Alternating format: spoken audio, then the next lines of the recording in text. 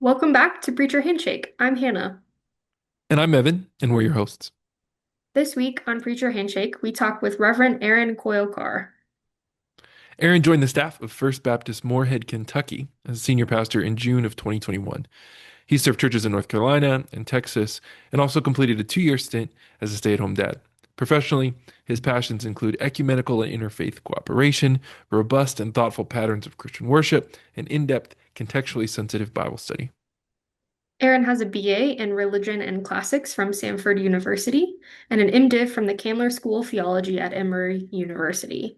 He is married to Leanna, a minister, mother, and environmentalist, and together they have one daughter, Henlee, who sometimes gleefully corrects his sermons from the front pew. Aaron is a confessed nerd and can usually be found reading comic books or playing Dungeons and Dragons in his spare time. He also enjoys family hikes and splashing around in Cave Run Lake. I really enjoyed our conversation with Aaron. I asked him to be on, honestly, because I found out about him through the news. He and his church are in Kim Davis's district. So if you have been following kind of some of the political things that are happening there, and they have just been really loudly for their community, for the queer community. And then I found out we had some mutual connections. So I was excited to talk more about preaching and to hear a little bit about what he's doing. And then to listen to this sermon that he sent us was incredible. I think he is really in touch with the needs of his community and does some really interesting work when we think about what it is to preach Paul, which sometimes can be a little bit difficult and confusing and has been used and abused poorly. And so it was really nice to see him take that and work with it and do it in a really special, unique way. Yeah, I love this conversation. I love this sermon. I think the sermon itself was really moving and profound, and I was just really impressed at his ability to unpack so much theological depth and so much like church history, bring it into the current moment, and do it in a pretty quick amount of time. It's really rich and yet really accessible. And I loved in the conversation how we could kind of break apart how he makes those distinctions and decisions and the prep process that he goes through that puts him in a place to be able to preach in the way that he does in the midst of his context. As always, you can listen to Aaron's full sermon through the link in our show notes. We hope you enjoy our conversation with Reverend Aaron Coyle-Carr.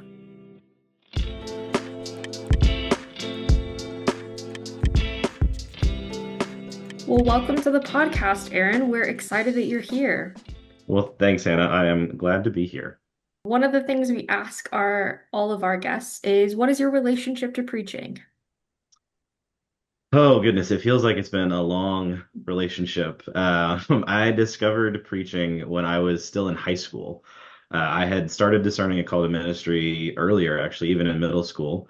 And let's see, when I was a sophomore in high school, my family moved to Central Alabama, and my youth pastor at the time was bivocational.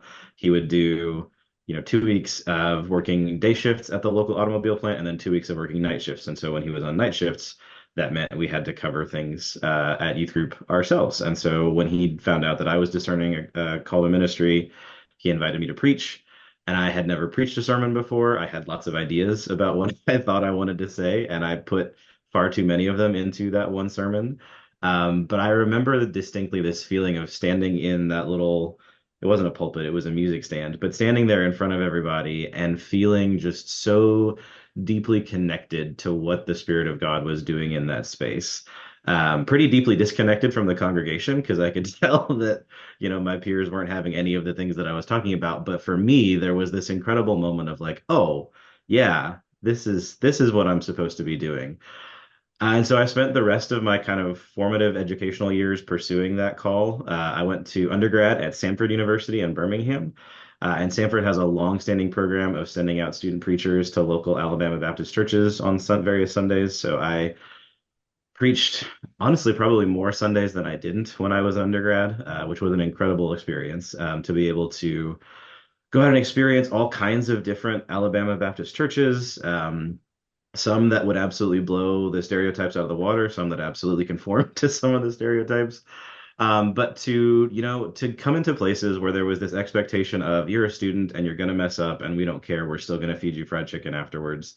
And there was some freedom to kind of experiment with that as well. So I tried out, preaching with and without manuscripts, with outlines, various kind of styles and ideas, and eventually kind of found my own voice throughout that process, which was just an incredible gift to have, at 22 to be graduating from undergrad with, a library of sermons and all of that experience, and then to go to seminary, where I got to study with people like Tom Long, which is absolutely incredible. And then it's continued to be a vital part of my own pastoral ministry. I think preaching is important, obviously, or I wouldn't be here. But I think it's also kind of an undervalued part of the job in the 21st century. There's a lot of emphasis on pastoral care and being prophetic and even kind of organizing and congregational leadership. And all of those things are absolutely important. But all of those things, in my experience, are connect to preaching as well. And preaching can be a vehicle for those things. And so it's something that I continue to prioritize and make an important part of my own ministry life. Thank you for sharing that. There's something so powerful, I think, in the opportunity that you were given, both like as a high schooler and in an undergrad. I just resonate with that. My youth group experience, the same thing, where there was like vacuums at times where it was like, well, the students got to step up. And that meant so much for my own discernment, even though I didn't know it at the time. So, as we're looking at a specific sermon today from your context, can you tell us a little bit about your congregation in the context of this sermon that you delivered? Who are they? What are they like? Yeah, so First Baptist Church of Morehead, Kentucky is a small Baptist church in the foothills of the Appalachian Mountains. We are affiliated with the Cooperative Baptist Fellowship, which is a group that I think you both probably know very well, broke away from the Southern Baptist Convention in the early 90s. The pastor who was here at the time was kind of an instrumental architect in some of that, especially on the state level here in Kentucky.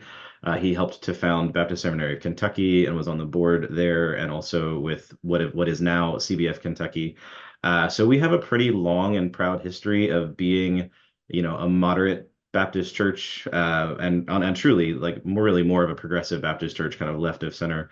Although, in good Baptist fashion, there's probably as many opinions as there are congregants on where exactly we fit on that spectrum. Morehead is a really interesting place. It is a town of about 7,000 people, but it is also home to Morehead State University. And as I learned very quickly when I moved here, it is not a college town. It is a town with a college. There is some interesting tensions, but also some really good partnerships. The university brings a lot of things that you wouldn't expect in a town of about 8,000 people.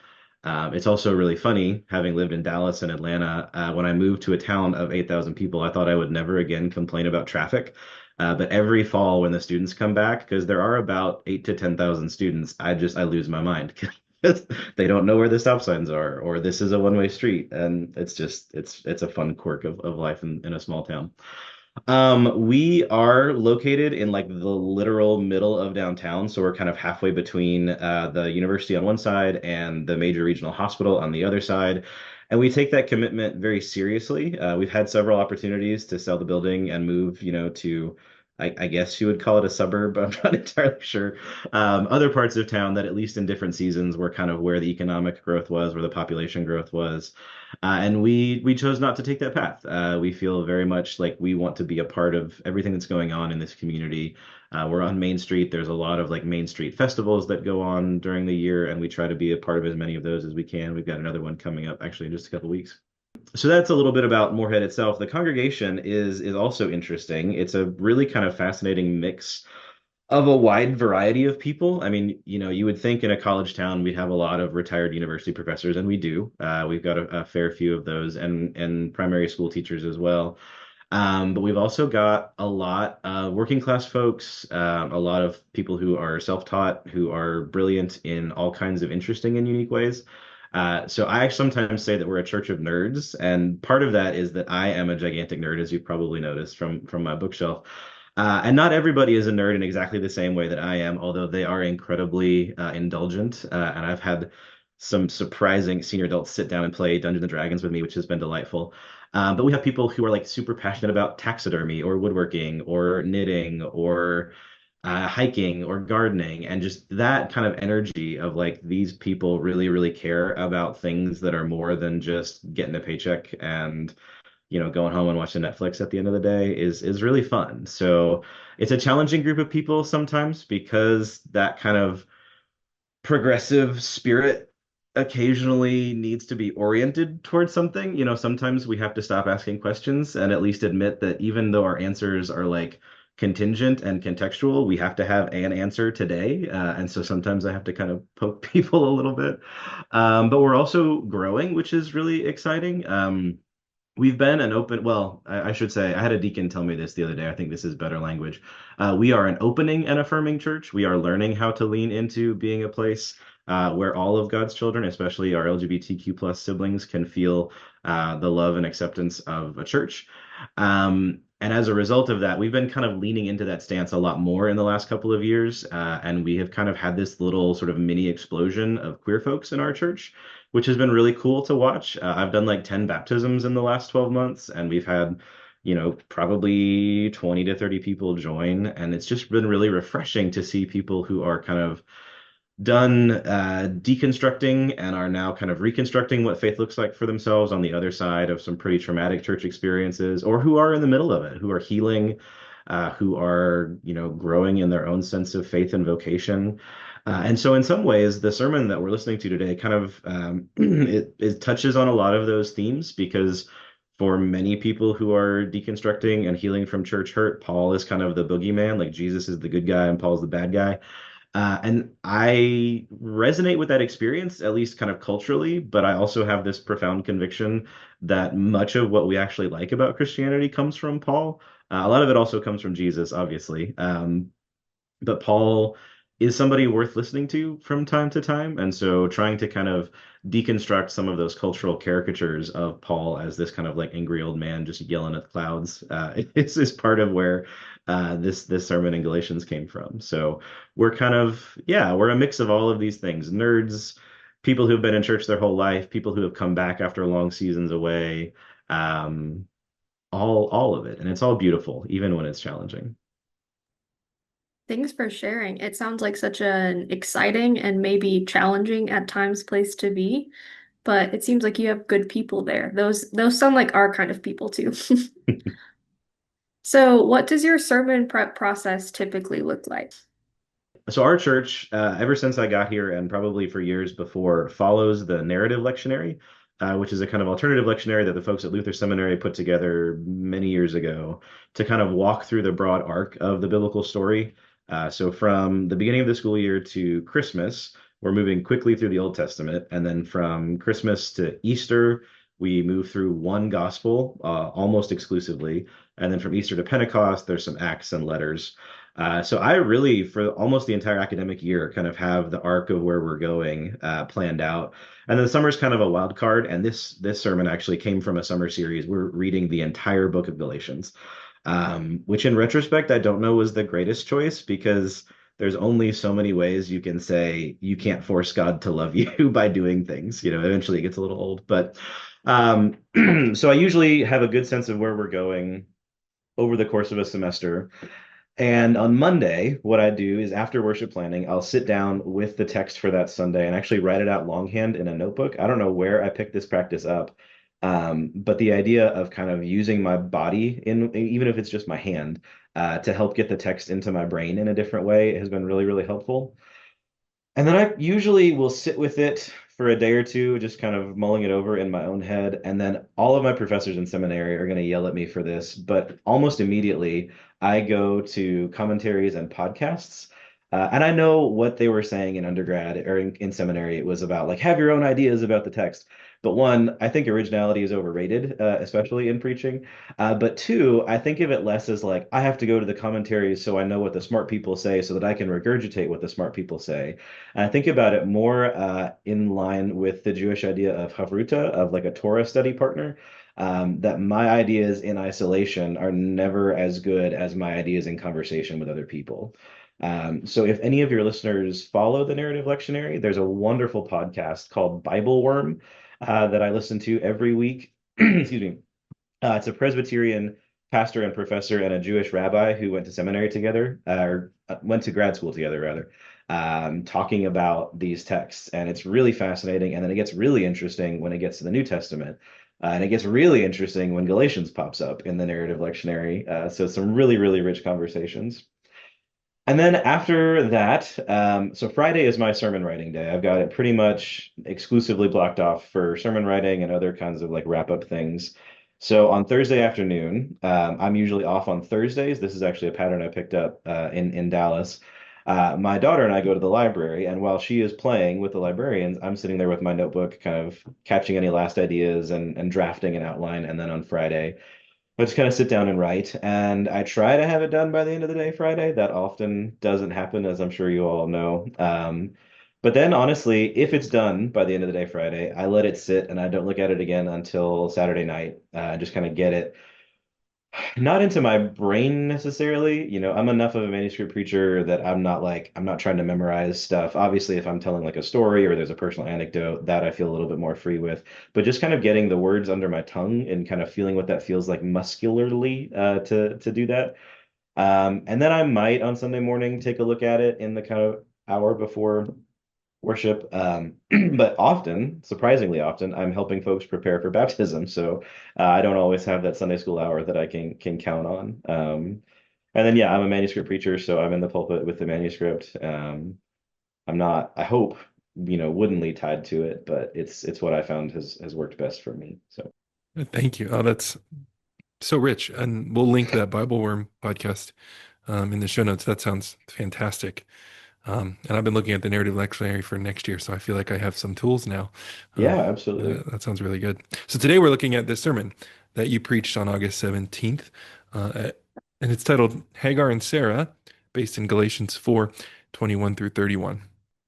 You do this thing pretty much right off the bat after the text is read, where there's a little bit of tension in the room after we read Paul, I think sometimes, and you are just really honest about it. You talk about how it's confusing and that this is an unusual passage. And you even say a few times throughout your message, man, I wish Paul would have said this, or I wish Paul would have made this more clear. And so you kind of give people permission to name their discomfort and their confusion about this unusual and maybe difficult or sometimes even abused text. So why did you think it was important to give people that permission to name their discomfort and confusion, or Yeah. even maybe to question the biblical authors? Well, part of it, I didn't plan this at all, but if you actually go back in the recording and listen to the reading from Galatians, the woman who did the reading named that it was confusing and uncomfortable. And so even if I hadn't planned on kind of starting the sermon with that, I think I would have had to kind of echo her sentiment because it's exactly right. It's a confusing metaphor. Even if you kind of take the most stringent kind of literalist or inerrantist approach to scripture, which for the record I don't, but even if you do, like it's convoluted. Like Hagar is the law, but also Mount Sinai, but God gives the law, so how can the law be bad? Like it's a confusing metaphor on the face of it.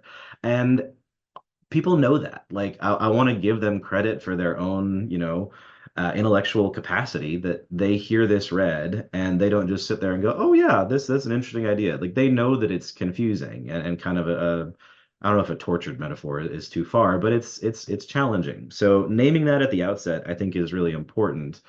But I think also given some of the kind of larger rhetorical goals that we've already named of helping people kind of reckon with Paul, but also helping some of our folks who are kind of deconstructing and reconstructing to kind of like, yeah, this text is uncomfortable. It maybe not this text specifically, but Galatians may have been used to hurt you in some way. In some of the other sermons in this series, we've named and dealt maybe not as substantively as I would in other spaces, but the fact that Galatians has, a long history of anti-Semitism in the history of interpretation. It's been used pretty violently against our Jewish siblings. This kind of very like law bad, Jesus good, and then I talk about this in the sermon too, and I think we'll get to it a little bit later in the Reformation period. Paul and Luther get kind of conflated in the imagination of a lot of reformers, and so Galatians really becomes this text that's operating on so many different levels. And again, they know that. Like even if nobody could name that out loud, we've all been in Baptist churches, and at least in my context, or other kinds of churches, where that kind of rhetoric of Paul and Luther sticking it to these kind of religious systems that were awful and corrupt and irredeemable. Um, they know that. They know that in their bodies. And so I think it's really important to name that. I think it's also really important to name it because one of my kind of big goals in my sort of like medium term visioning for the congregation is to help us work on biblical literacy. Because I think a lot of times, this was my own experience, even in college and seminary, when you go through the process of deconstructing, you often kind of chuck away like all of the old tools and you never want to engage with any part of that old edifice again. And so I grew up in a culture where like daily quiet times and Bible reading, these are really important things. And it wasn't until probably in my 30s, my early 30s, that I regained the ability to just like read the Bible devotionally again. Um, but I feel like part of what keeps people from engaging with devotional reading of the Bible is that they come across passages that they don't understand. And rather than giving themselves permission to say, I don't understand this, they look at other people around them, especially on like social media, who seem to be getting it. And they feel like, well, they get it and I don't get it. So maybe there's something wrong with me, or maybe this practice isn't for me. And so I'm just going to kind of jettison it. And so, as often as I can, I kind of give people permission to say, this is weird, this is uncomfortable, this is even boring, you know? But then also, usually in the context of that same sermon or Bible study, help them understand that with just a little bit of effort, if you get behind the weird or confusing or boring, you can usually find something really good if you just kind of stick with it. So honestly, in some ways, it's kind of a little bit of pastoral care of like, yeah, you're right, this is weird. But let's hang with it for a minute and see if we can't kind of wrestle something good out of it in the end. Yeah, I can see how that would be a relief for people who are sitting there feeling anxious about reading this text, interpreting this text, hearing it preached. You talk a little bit about the distance between like our world and the realities of people living in the biblical text. That's one of the big things that you also point out as maybe contributing to the confusion. So I'd like to listen to a clip from you talking about that. Not only is it, on the face of it, a very dense piece of Pauline prose, but it also confronts us with the undeniable distance that exists between us and the biblical world. Now, if you don't know the story of Abraham, Hagar, and Sarah very well, you might have missed some of that discomfort, but don't get too comfortable in that lack of discomfort because I'm about to tell you all of it. You're going to feel it right now. Remember that Abraham and Sarah were promised a great family by God. But by the time they reached their 90s and had no children to speak of, they began to have some questions about that promise. So, Sarah suggests that Abraham conceive a child with Hagar in order to obtain that promise in a roundabout kind of way. But here's where some of the discomfort comes. Remember also that Hagar is enslaved by Sarah, which casts an enormous shadow over her ability to enthusiastically and unreservedly consent to this scheme. And then to make matters worse, when Sarah eventually conceives her own son, Isaac, she demands that Hagar and Hagar's son Ishmael be sent away into the wilderness, essentially left to die. So I love this work that you do to kind of bring people back to the story that Galatians is referring to, and also to do a little bit of this work of bridging the gap, right? But as you're bridging this divide between the biblical text and our world, or maybe our contemporary understanding of the way things work, how do you determine when it's appropriate to apply, some contemporary or modern concepts? Like you mentioned a modern kind of understanding of what consent or equality in a relationship would look like. How do you know when it's appropriate to bring those contemporary concepts into the biblical text? Honestly, it kind of feels like a little bit of a cop out to say it's sort of an art and you just kind of have to feel it out as you go. I think for me, I'm probably always going to err on the side of one, both kind of like fully excavating the world of the biblical text while also kind of like putting it right next to the way that we understand things in the modern world. And it's not necessarily that I'm always interested in sort of condemning the choices that people in the biblical text have made. But I feel like it's really important for people at least to kind of have those two things side by side, right? That if this happened in the modern world, we would have some serious questions about it. And it's okay to have those serious questions about it happening in the biblical world, even if we don't necessarily come down on it in the same way, because we understand that we don't exist in the same historical context, you know? Um, and with Abraham's story in particular, and with the story of Hagar and Sarah, I think it's also really important because there are folks in the congregation who have experienced sexual assault, and they've experienced it in those weird, uncomfortable ways that don't always fit into the categories on the police report. And so naming, hey, this looks an awful lot like what we think of as being sexual assault, or at the very least coercion gives some permission, I think, to folks to kind of breathe a little bit.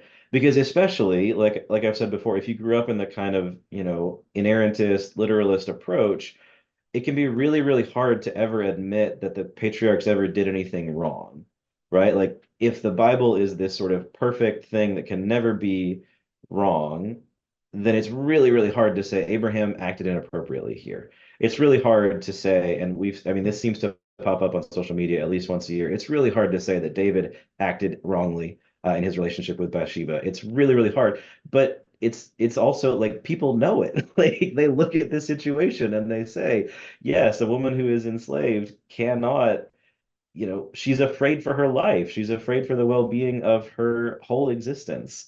And so she can't, engage in this scheme the way that somebody else might, a modern day surrogate or something like that. It's not the same. Um, and so, yeah, naming that discomfort. And also, I think it's helpful too to remember that we are, distant from the biblical text. It's not just something that I can just sort of pick up and, quote, you know, Jeremiah. And like, I know the plans I have for you and everything's going to be great. Like reminding ourselves, yes, that still can be true. And I do think it is true, but it's true in different ways because of the distance that we experience and because of the interpretive lenses that we have to put on. And also, I think it's just helpful to name this for folks. I try and do this as often as I can. Like, there are weird metaphors in the Bible because the world of the Bible is an agricultural and a monarchical one. God is a horn of strength in the Psalms all the time, and people are like, I don't understand. It's because we don't live in that same world. Don't ever, call your beloved and tell them that their neck is like a tower set on top of a hill with sheep jumping around because we just don't live in that sort of symbolic world. And so naming that distance, I think it's just really important. It's helpful for critical biblical literacy. It's helpful for just kind of calming people's anxieties. It's being honest about the text. And I think above all, I want to preach the gospel, but I think very close to that, I want to be honest about the text that is helping me to facilitate the gospel because so much of the pain that I help people through, some of my own pain, is that I sat under preachers for decades who weren't honest about the text. And I feel like if I can at least name some of those distances and confusions and discomforts, I can pass on, to our kids, but I can also help our adults reclaim a faith that they won't have to recover from again, right? Like that there's a way to go about this that is healthy and holistic and that takes the text both seriously and honestly. Illustrated Ministry has a great bumper sticker. It's got a picture. I can't remember if it's a fish or a whale on it, but it's riffing on the story of Jonah. And the caption is, "I take it too seriously to take it literally." And that's kind of a big part of how I approach the text and why I bring all this stuff up. So you're bringing this real depth of textual understanding, and then you're also bringing in, like you mentioned earlier, quite a bit of church history and helping us think about the interpretations that have gone before us, and especially in the Reformation. And so you do that work, and then you distill the message of Galatians to be not about rejecting just the law, but a challenge against striving. And so I want to share that clip. Galatians is a book about freedom, but it's not about being freed from the horrible restrictions of some calcified law that was never any good to begin with. It's about the radical freedom that comes from recognizing that there is no need to strive by any means, Torah or otherwise, to earn God's love. And if that's what the book of Galatians is about, then I would suggest to you that that's also what this complicated metaphor is about. The difference between striving to earn God's love on the one hand and letting go of that striving to embrace God's grace on the other. And that is where things start to get really interesting. I find all this so refreshing. And, I just preached on Romans 8 last week. And so I'm like right in the middle of dealing with this like anti-law sentiment within Protestant readings of Paul that I think obscures a lot of what he's doing about the fulfillment of the law in Christ and creates some of that baggage that then we have to deconstruct from. But you're bringing a depth of exposition here that is deep. How do you gauge, right? How much of this theological background and insight, how much church history and theological digging that your congregation can absorb in one sermon? Yeah, that's a really good question. I think part of it is I am fortunate to have just a really well-read and curious congregation. Um, and it kind of spans a pretty wide swath of the congregation. It's not just folks who have advanced degrees, but even our working class folks have just a real desire to know and understand. And I think part of that is their own kind of spiritual journeys, especially the ones who are kind of deconstructing, reconstructing. It's like what I had before didn't work, and I found it to be spiritually, morally, ethically bankrupt. So I'm hungry for a good thing that can kind of take the place of that. And so I think in some ways it's a kind of blessing of my context to be able to kind of trust that I can do this kind of work. I think part of it too is that I don't do this all the time, right? Like, even though this was a series on Galatians, this was the only time in the, almost 12 weeks that I talked about that particular history of interpretation. Like, we talked about anti-Semitism, but this whole like Reformation thing only showed up this one time. And so some of the other sermons were much less kind of dense on history and theology. And so I think it's kind of a balancing act in some ways of kind of like, okay, I know last week I went really hard on church history, so this week, maybe some more pop culture allusions and storytelling rather than this kind of like letting the story of church history be the kind of narrative. Um, but also, in some respects, I think it's kind of okay to challenge folks with this a little bit. Like, even if a preacher finds themselves in a context where they might not feel like folks want this all the time, that might be true, but they still need it from time to time. There are still some days when the history of interpretation or the theological depth of a passage is necessary in order to preach the gospel, right? Like in some ways it would be a disservice to them to talk about Galatians without ever bringing up the history of interpretation, without ever acknowledging the harm that has been done by means of this book. So even if they don't want it or don't feel like they can hang with it, one, they probably can. Almost everybody that I've ever met in church life is way smarter than they give themselves credit for. Um, but they also need it. Like, this is a part of our kind of spiritual vocabulary. We have to learn um, how to do this work again. I feel like for so long, a lot of preaching, even in the kind of progressive and theological mainline, has ignored a lot of this. And part of that is kind of like the legacy of seeker sensitivity and all of that. But I think folks want it. They want, they want a sermon to say something. And part of the way that you go about saying something is by grounding it in what is real. And, you know, yeah, maybe my folks couldn't like immediately just rattle off, in 15 or whatever. I can't even do it now. 1490. Anyway, nobody could like put together a whole comprehensive timeline of the Reformation, but they could at least say, "Oh yeah, Martin Luther, Galatians, freedom." I remember I can kind of hang I have pegs on which I can kind of hang this history of interpretation. So I don't know if that gets at your question at all, Evan, but those are the kind of thoughts that are bouncing around in my head. No, it does. It's helpful. I think we're tempted to underestimate our people, and that does. I love the you use the word disservice. I really think that's the right word for it. And then it just creates problems down the road. So it doesn't mean it's easy to figure out how to navigate and include all these things, Oh, but I do absolutely. think it's Yeah. vital. Yeah.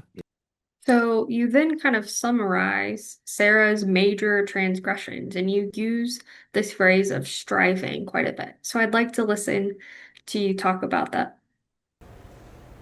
You might remember that Sarah was not content to see God's promises come true in the life of someone else.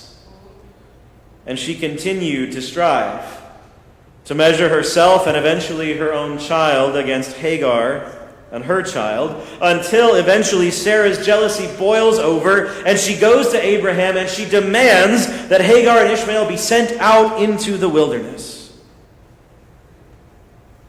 Abraham manages to give Hagar some food and a skin of water, but that doesn't last very long in the desert.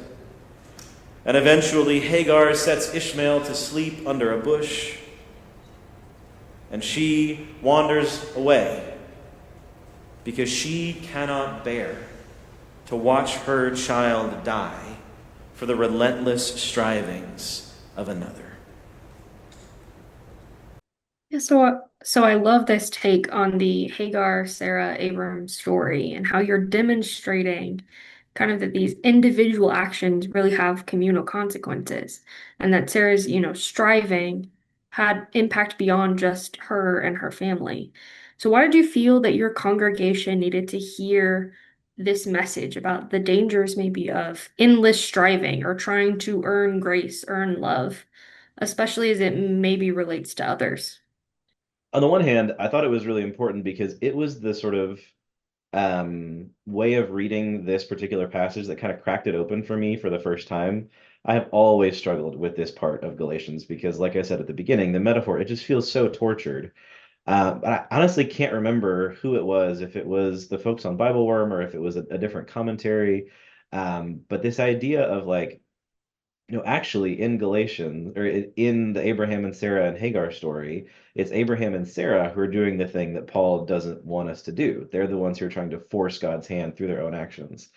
So part of it was just kind of giving this gift to the congregation of like, oh my gosh, it finally makes sense to me for the first time ever, and I want you all to be in on this with me. But then the more I think about it, the more I think about, well, first of all, the kind of like cultural saturation of moralistic therapeutic deism, this idea that sociologists have pointed out that most people in America think that as long as you just be a good enough person, God's going to love you and everything's going to be fine. I have so many conversations with folks out and about who that's like their primary concern. Like, am I being a good enough person? Is my life good enough? And the answer to that is no, but also that's not the primary metric. Like, and especially in Galatians, it's what Jesus has done. It's not what you can do. It's not what you have ever done or will ever do. It is what Jesus has done decisively in history to make things different for us. And I think there's something just like incredibly gracious in giving folks this gift of like, it doesn't matter. Like, you can stop doing whatever thing it is. You can stop being anxious. You can stop, like, just let go of that striving because it's not working for one thing, but it's not what matters. And then especially when I think about, ministering to our queer folks, I think of so many people who have had experiences of growing up in non-affirming spaces and of saying things like, I tried so hard to not be gay or to not be transgender. I did all the things. I engaged in all kinds of other behaviors as a way to try and minimize or diminish or push down my own sexuality, and none of it worked. And some of it, in fact, had damaging consequences that I couldn't even anticipate at the time. And so that also is in my mind as I'm writing this sermon of like the ways that we strive to try and earn God's love or earn God's love via the approval of other people can be so damaging. not only to our own kind of psyches and emotional well-beings, but to our interpersonal relationships, our relationships with God, our relationships to ourselves, that to be able to let go of that or to name that that was a harm that was done to you by other people, I think is just so vital. To just to be able to say, yes, like this is where it comes from. This idea that I have to be holy and perfect. And for some people, and I think Sarah is an example of this, well, a complicated example of this. I'll talk about that more maybe. Um, that in order for me to have a good relationship with God, I have to diminish other people in some way. Um, to be able to say that's wrong and what was done to you was wrong, I think is just incredibly important. I like to just point out like how much that cease from striving language I think is so helpful in our current context. I remember the first time I heard like Psalm 46 translated instead of be still, cease from striving, and it was like, oh, like that's very different than the way I had internalized and thought about being still. And as you then move from talking about that happening in the text to then the implications of that, like you mentioned here of, whether it's a fear of scarcity of God's love or whatever that leads us to harm one another, um, you bring forward what that looks like today, and I want to share that clip. I wish he would have said it with more clarity and more compassion, but I think what Paul knows in Galatians 4 is that striving to earn God's love always issues in cruelty and harm, especially against those who seem not to have to strive, but who can, for whatever reason, embrace the goodness of God just as they are. I think Paul knows that measuring holiness always seems to demean and diminish those that somebody else judges to be on the bottom of the scale. Most of all, I think Paul knows the simple fact that God's arm does not have to be twisted into providing good things for God's children. God does not have to be cajoled or shamed or satisfied or appeased in order to love us. One of the fundamental truths of the book of Galatians is that God loves us. Full stop, end of sentence, objective theological fact. What a crescendo. That was, for me, my favorite moment in the sermon. In fact, I quoted you on Sunday. Obviously, this has radical implications, right? And you're pointing to those radical implications of, whether it's the rise of Christian nationalism, whether it's the way our queer siblings are treated, can be addressed through what you're saying here, but you don't directly name anything. So how did you decide, or how do you decide when to be explicit and when to let your congregation make those connections? What's the benefit maybe for you of saying the thing or letting the implications be put together for your people? Yeah.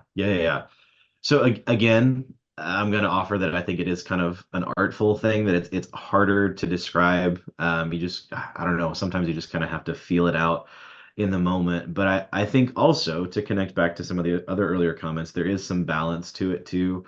And there's also some kind of pastoral wisdom and sensibility.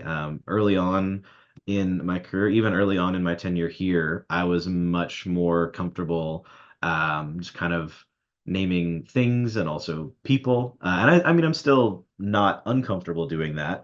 But I recognize that sometimes being hyper specific can have a kind of alienating power. Sometimes it's really important. Um, and I've done, some things like a couple of years ago, there was a Kentucky congressman named Thomas Massey who posted a Christmas card where all of his family members were holding assault weapons. And I named that from the pulpit. I was like, that's not what Christmas is about, holding weapons that can kill people. So like I still do that, but I think the more I've been with this particular group of people, the more I recognize that like hyper specificity can get in the way of what a person needs to kind of hang their hat on in that moment. And that doesn't mean that like, well, I'll say it this way. And there are lots of hooks, right? There's not just kind of like, okay, now you figure out what it means. But there's obviously, hooks in the sermon to religious judgment, to anti-Semitism, to Christian nationalism that kind of comes along with that, to anti-LGBTQ readings. But there's also some other fun is not the right word, some other interesting hooks kind of going on in the service. So, for example, the cover art on the bulletin is this really stunning contemporary portrait of Sarah and Hagar and Isaac and Ishmael, where they're both portrayed as being about the same age. I actually had somebody call me on that after the service. They were like, Sarah's looking really good for 90 years old in this portrait." But the paintings I discovered alongside of a set of really just achingly beautiful poems about the war in Gaza and about how, at least biblically, many people kind of trace the genesis of the conflict between Jews and Arabs to this conflict between Isaac and Ishmael and Sarah and Hagar. So even in that cover art, they're kind of portrayed but both as rivals but also as kind of co-equal mothers who are equally concerned about the well-beings of their children, and that is just a really powerful angle on I think the whole thing. So there's another hook. Like if you're somebody who is concerned about the religious implications or the religious motivations of the war in Gaza and the ongoing human rights atrocities, there's a way for you to kind of hook into that. But if you're somebody who can't bear to think about that right now, then there are also other hooks for you to kind of pull into. In preaching class in seminary, Tom Long often used to say, "Don't introduce a snake into the sanctuary unless you can kill it by the end of the sermon." And I feel like sometimes I have been guilty of just kind of letting that snake out and not really dealing with it. And so being a little bit less particular in these kind of sharp critiques of politics or social dynamics or what have you, it allows people, I think, to kind of grapple with whatever snake they brought into the sanctuary rather than having to confront one that I have now introduced to them that they weren't planning on dealing with. But, especially if you have deep religious trauma, you bring that with you wherever you go. And coming into a sanctuary, you're already kind of primed for it. So yeah, there's a whole bunch of different kind of angles on that one question. But it's definitely something I agonize about a lot. I get comments from church members from time to time that, "Oh, I don't think that was a good idea," or "What if a so and so came and sat in the church? How would they feel?" And I'm like, well, yeah, I kind of get that. So there's an angle of hospitality in that as well. Yeah, there's a lot of things that go into that one particular little decision. So you used Sarah as this kind of illustration to look at the maybe consequences of striving, but then you turn your attention a little bit to Hagar and maybe some who resonate with her experience. And not just the God who sees, but the God who sees her. The God who sees her and looks upon her and upon all of God's children with compassion, especially upon those like Hagar and Ishmael who have been harmed by the strivings of another. Beloved, I don't know what kinds of Sarahs you have had in your life. I don't know who has been so insecure in their own faith that they have demanded your pain as the currency of God's love for them. I don't know who has been so desperate to justify their own unimpeachable holiness that they condemned your faith to go out into the desert to die. But here is what I do know. God sees you. God has made a way for you. And God invites all of us, even striving Abraham's and Sarah's, to learn from your example, to let go of our strivings, to trust in God's love for all of us, and in so doing to be fully seen by God. I love this. I feel like this is the moment for me that I really resonated with the most, especially as you're talking about how maybe sometimes the need to be theologically, doctrinally right comes at the expense of others. So it reminds me a lot of how sometimes our theological differences really can create like an us versus them. Like if I'm right, then you have to be wrong. Yeah. Um, and I really see that coming through a lot in this message. So how do you see this message of God having compassion on everyone, whether that's the Sarahs or the Hagars? How do you see this as like a response to maybe navigating relationships with people that we disagree with, or even larger, cultural conversations about us versus them? Yeah. Well, I think in some ways, and part of the reason why I wanted to continue telling Hagar's story is that it really problematizes the idea that it has to be us versus them, right? Like Sarah and Abraham obviously continue to be the kind of primary bearers of the particular covenant relationship with God. But God also makes a covenant with Hagar and promises Hagar that Ishmael will become kind of like almost like a mini Abraham, the father of a great nation as well. And so obviously there's a divergence. Sarah and Abraham go one way and Hagar and Ishmael go the other way. And, rhetorically, we see some of the consequences of that divergence in the modern period. But there is this profound sense in which, Sarah and Abraham continue to have a relationship with God, and so does Hagar and Ishmael. And maybe we can't always be right next to each other. Maybe we can't always be in kind of lockstep going towards the same particular goal theologically, culturally, so whatever it is. But that doesn't have to mean that we're all, that there is this kind of mutual exclusiveness between us, that there can be room for, well, okay, that's your experience of God, but here's my experience of God. And that is another incredibly important part of the Hagar story that I try and lift up every time I possibly can. Hagar, and somebody maybe should fact check me on this, but I'm pretty sure I'm right, is the only person in the entire Old Testament to name God. Obviously, people call God by God's names, but Hagar specifically says, I am naming you the God who sees me. And so there's something in Hagar's own confession, in her own sort of acknowledgement of her experience, that really kind of pushes back a little bit on Sarah's experience and says, well, you don't have the exclusive claim to this. We get to be a part of this story as well. And for us, as, quote, a different kind of Baptist church, pushing back on that kind of controlled narrative, I think is really important. And again, not in such a way that we have to tear down other people, although sometimes we do engage in some, robust theological conversations about justice and rightness and things like that, but at least saying, hey, we also have a place at this table. Like Jesus loves us too. There are other ways to begin articulating this faith. And then also, I think it's so important. This is maybe veering a little bit off of your question, Hannah, but the sort of part of the rhetorical goal of telling that particular part of Hagar's story is also to name and celebrate that faithfulness within the context of our own congregation, especially with queer folk, but not exclusively. But, I can tell you more stories than I should be able to about people who have experienced incredible amounts of shame and rejection and death threats and all kinds of horrible social consequences just for being who they are. And if anybody had the right to just give up on Christianity and religion altogether, it would be those folks. And they're still here.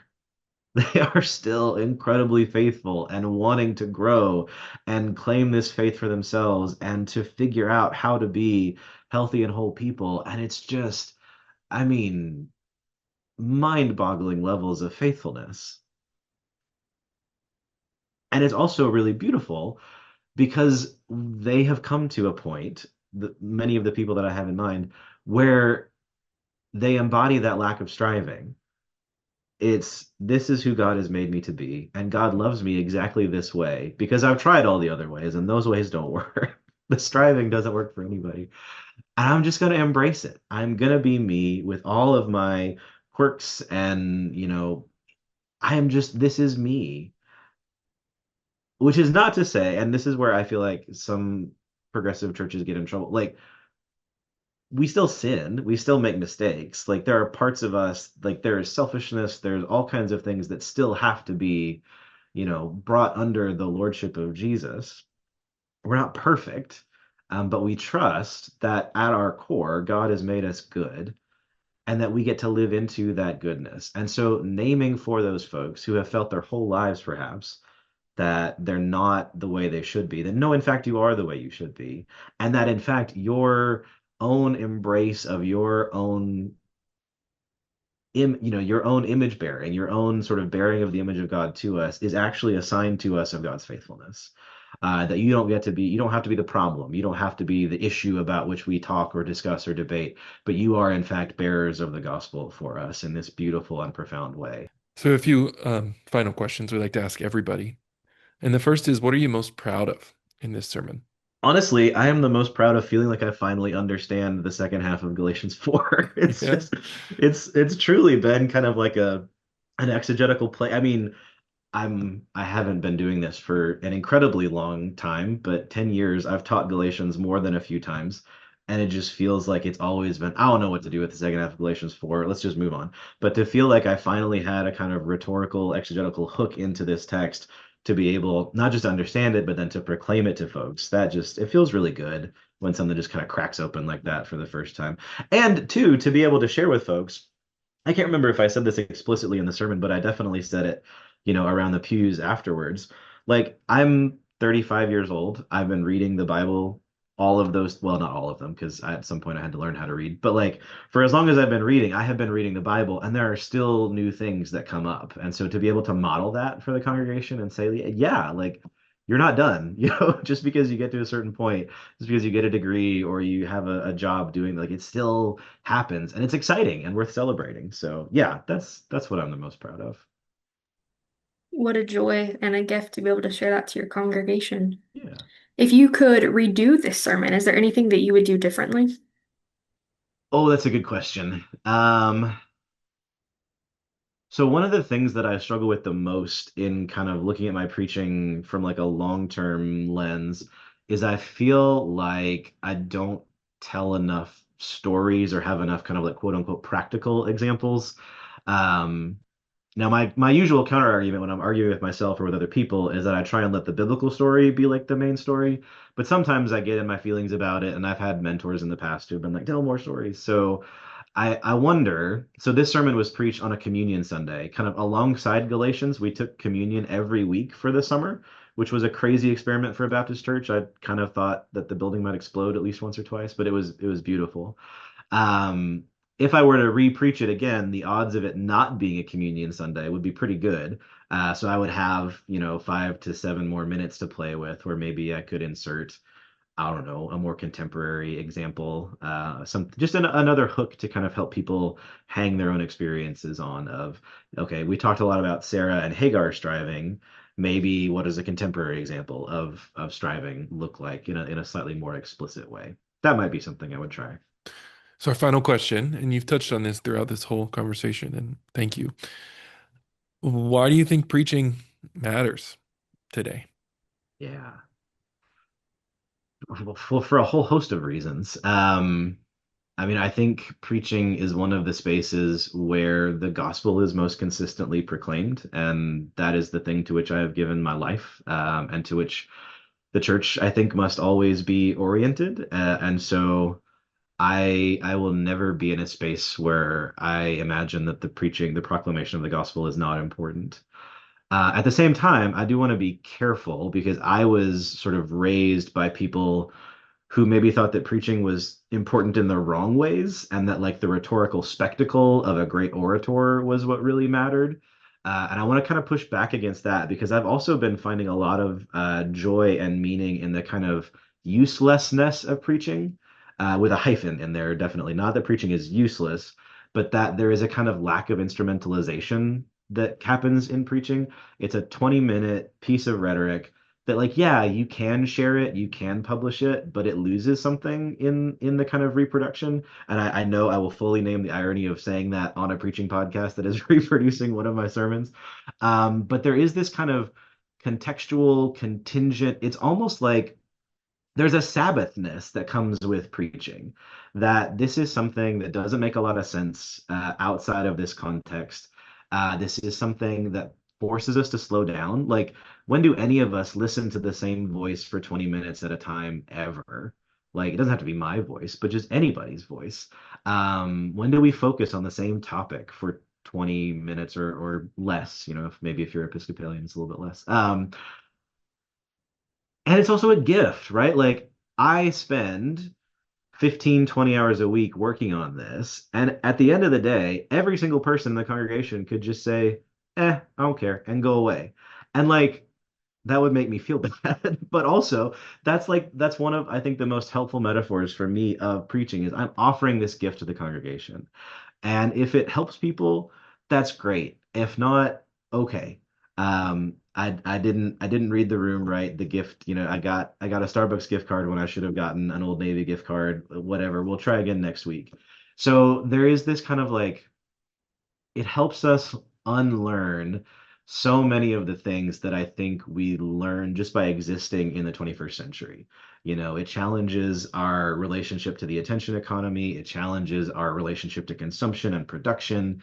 It challenges our relationship to time and Sabbath and all of these beautiful things. And so, yeah, I mean, I could riff on this for another hour or so. I'm really passionate about kind of challenging these social norms, and I think preaching is one of our best ways to go about doing that. Well, thank you so much. I've enjoyed listening to you preach and I've enjoyed learning from you. Well, thanks, y'all. This has Yeah. been a real treat. One of the challenges of life in a small town, especially being a progressive church in a small town, is I don't have a whole lot of colleagues. Like I've got a couple in town, but to talk to anybody about ministry, I often have to drive an hour or more. And so just to be able to sit down and kind of nerd out about the art and the process and the craft of all of this has been a gift. So thank you.